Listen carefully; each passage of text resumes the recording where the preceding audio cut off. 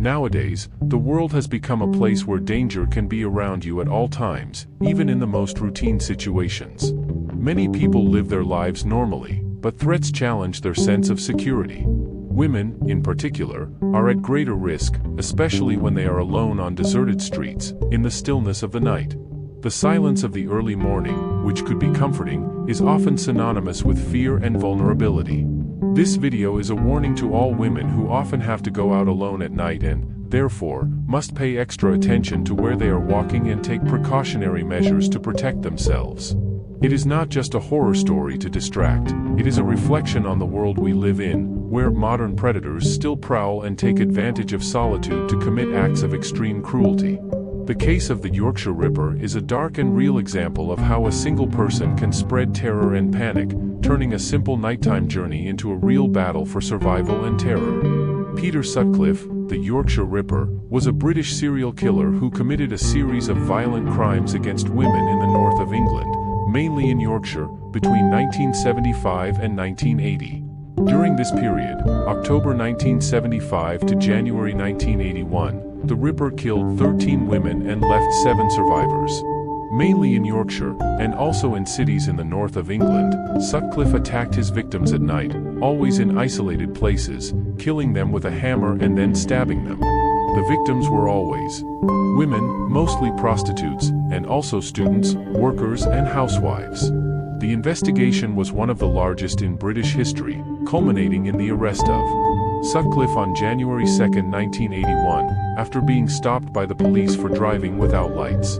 The killer was sentenced to life in prison for 13 murders and 7 attempted murders. The killer died on November 13, 2020, at the age of 74, while serving a sentence in a maximum security prison. The Yorkshire Ripper case led to significant changes in the way British police deal with violent crimes and also raised awareness about violence against women. Let's start this story now in this video, to draw the attention of many women to the care they should take because many similar cases continue today. A true story. The Yorkshire Ripper, the shadow of terror. In small, quiet and secluded towns, he became the scene of a dark nightmare. He was known as the Hammer Ripper. No one knew who he was, and many wondered how someone could commit such horrendous crimes without leaving a trace. Fear spread through the streets, and people looked at each other suspiciously, as they tried to understand who among them could hide such monstrosity. The Ripper was methodical.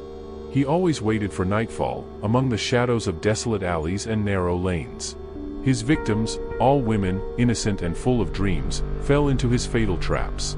The first blow was always the hammer, an act of brutality that left everyone in shock.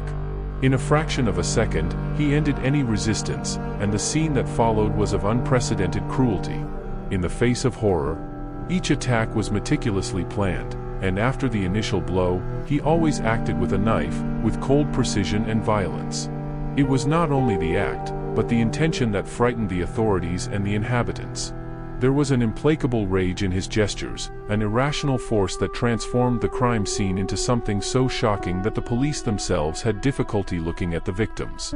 But what was most frightening was the fact that, even after countless attacks, the Ripper never left a trace. Like a shadow, he came and went, disappearing into the dark night. There were no witnesses, no clues, only the terrifying feeling that he could strike at any time and in any place. Cities began to live a routine of fear. Women began to avoid going out alone at night, and silence dominated the streets after sunset. The lights in the houses were turned off early, and no one dared to look outside. The entire community closed in, trying desperately to protect itself from an invisible enemy. Worried parents locked their doors and windows while authorities tried to maintain order, but fear was greater than their own safety. The presence of such a brutal killer deeply shook the town's sense of normalcy, and residents began to distrust even their closest neighbors. Attempts to capture. The local police, desperate for answers, brought in experts and detectives from outside to try to unravel the mystery of the Ripper. Night patrols were set up at strategic points, cameras were installed in high-risk areas, and psychological profiles were drawn up in an attempt to predict his next move. But even so, he seemed to anticipate every attempt to capture him, always one step ahead. Despite their efforts, the Hammer Ripper remained a ghost. Each time a new victim appeared, the town would plunge into a terrifying silence. Little by little, residents began to wonder if he was really human or some kind of creature of the dark who found pleasure in tormenting and spreading terror wherever he went. The return of fear, reports and testimonies after months without new attacks, the city began to return to normal. But what no one expected was that the residents were still being watched. Small signs appeared, like cryptic messages written on abandoned walls, warnings of forgiveness coming from the Ripper himself. Panic soon returned, and people began to believe that he was just waiting for the right moment to return. Some residents, desperate and traumatized, sought help from a supernatural investigator, believing that the killer might have something supernatural about him. These professionals, when exploring the site of the attacks, said they felt a strong and negative presence, something that seemed to continue to haunt the area. The parallel investigation, the amateur detectives among the residents, a small group of amateur detectives decided to act on their own. They were ordinary people, but they had a tireless determination to unmask the Ripper.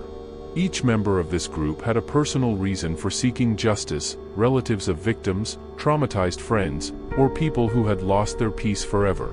This group began to investigate the details of each crime more deeply, creating maps with the routes of the attacks and tracing patterns based on the evidence collected. In the early hours of the morning, while everyone was asleep, these brave anonymous people searched for any trace, mark or detail that could desperately slip past the police. They met in hidden places to exchange information and theories, trying to put the pieces of the puzzle together. ####, a name in the dark. Little by little, through rumors and isolated reports, names emerged among the oldest inhabitants of the city. Lonely people were always suspicious. A lonely man who had disappeared many years ago under mysterious circumstances. According to some older residents, the final night determined to find an answer, the group specified a night watch, armed only with flashlights and the desire to finally unmask the killer. They chose the same area where the Ripper used to act, offering anything to reveal the identity of the monster that tormented their lives. During the early hours of the morning, the amateur detectives heard footsteps, a metallic sound in the distance, and then a whisper that sent shivers down their spines. One of them even saw a silhouette in the distance, a hooded man who seemed to be holding something heavy, and for a moment he was sure it was the Ripper. However, just as he tried to approach, the figure retreated into the shadows, leaving behind only the echoing sound of the hammer falling to the ground, as a warning that he was still there.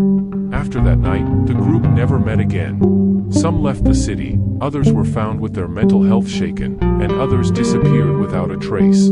The Ripper was captured, but fear remained like an open wound in his memory.